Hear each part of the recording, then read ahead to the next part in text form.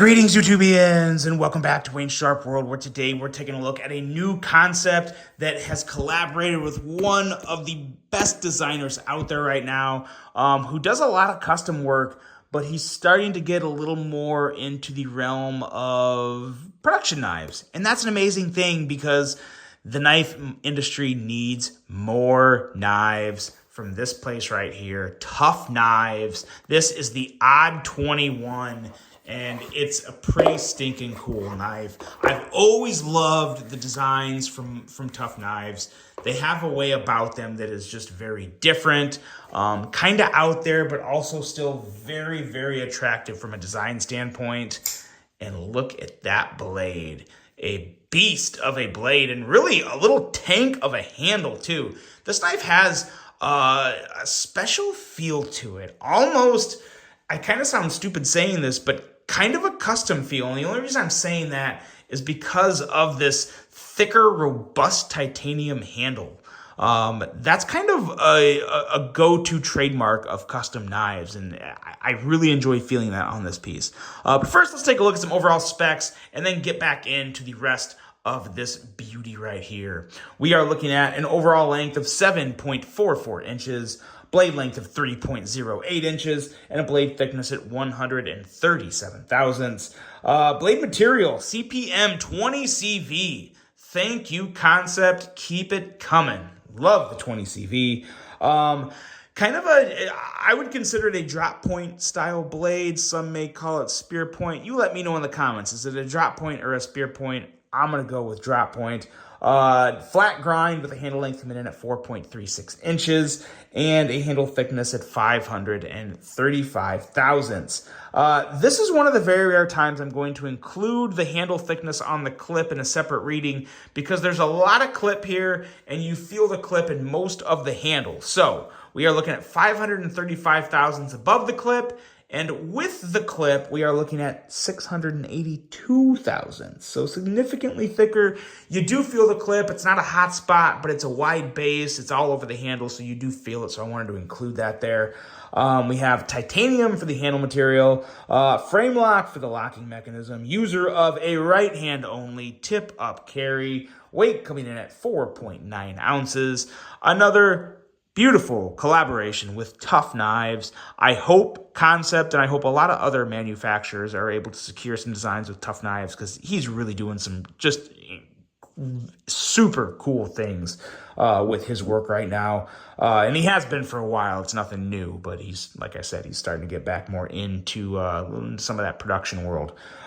Price ranging from $190 to $200 depending on the version you get. And let's do some size comparisons.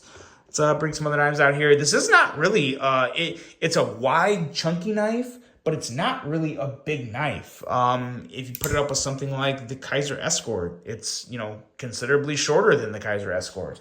It's really more something along the lines of a Kaiser Drop Bear in terms of, well, it's a little longer than Drop Bear, actually. Take that back. What do I have here that's closer? This will work right here. The Kaiser Gemini, that's probably going to be almost exactly the same. Boom, look at that.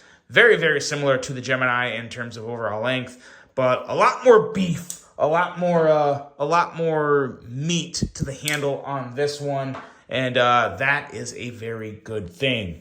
The blade on this is just an absolute, it's a powerful blade for its size. I think that's the best way to put it because it's thick, it's wide, it's slicey, has a nice tip for piercing, but it can still be a real performer for some heavier cuts. You can really kind of just muscle this thing through. So very powerful blade, 19.5 thousandths behind the edge. So that will work in terms of its cutting efficiency. No issues there.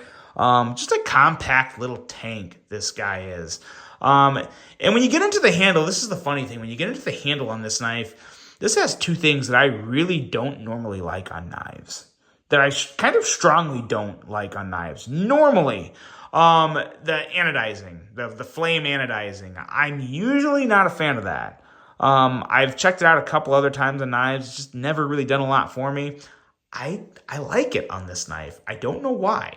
I really can't tell you why, but I like it. It's a nice little Nice little kind of wild detail to it. And holes. You guys, I've said this before. You guys all know this. I'm usually not a fan of holes in handles of knives. But again, this is another one. I'm getting kind of like those custom vibes. If you took all the markings off this blade, got rid of all the markings, all the Kansept markings, and gave this to me with just that on there,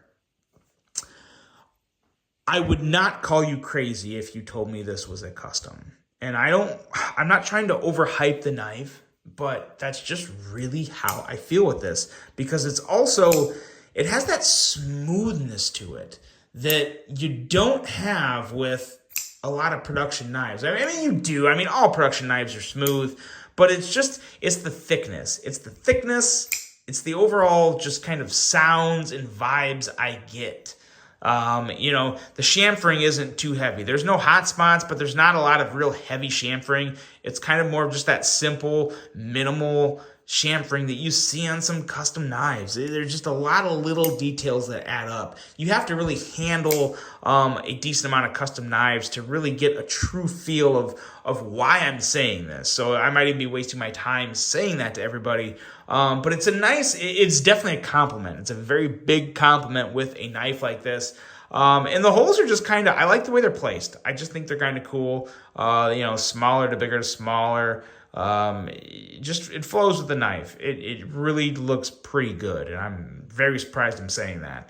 The clip, like I said before, nice. It's a very wide base, but you get used to that. When you first hold this knife, it takes a little getting used to, because you're just not used to a clip taking up so much of one side of the handle, but it does it in a very non-intrusive way.